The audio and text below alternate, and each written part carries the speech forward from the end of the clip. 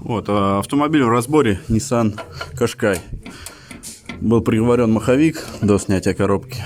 Был шум, грохот, вибрация на холостом ходу.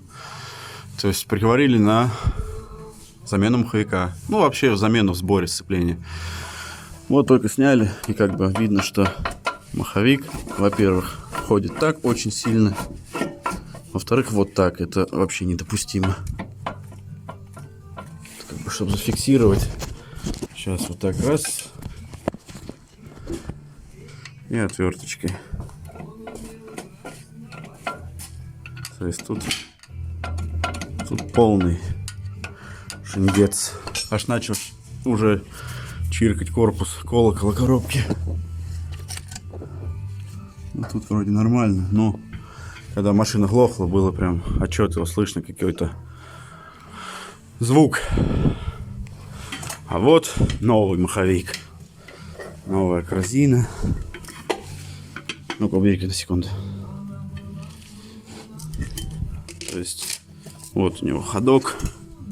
Раз, раз, раз.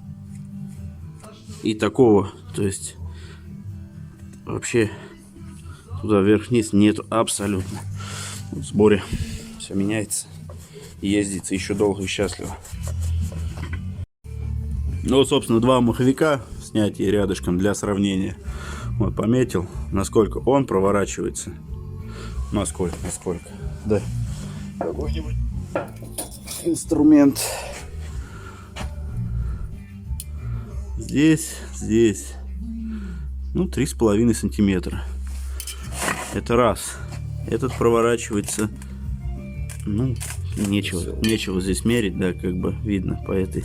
И то он очень жестко. Оба маховики люк. Этот отходил свое. Больше, чем положено даже. Как бы вот этот люфт.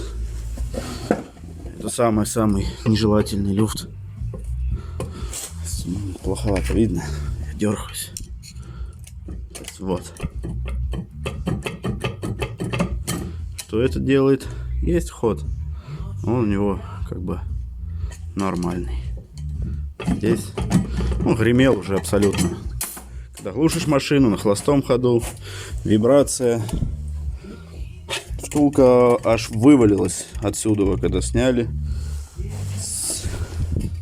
Ну, в принципе, сцепление уже тоже подошла клепка. Уже абсолютно не зря все это меняется комплектом. Вот уже даже, да, маховик касался. Здесь есть задирчики. Это все металлолом.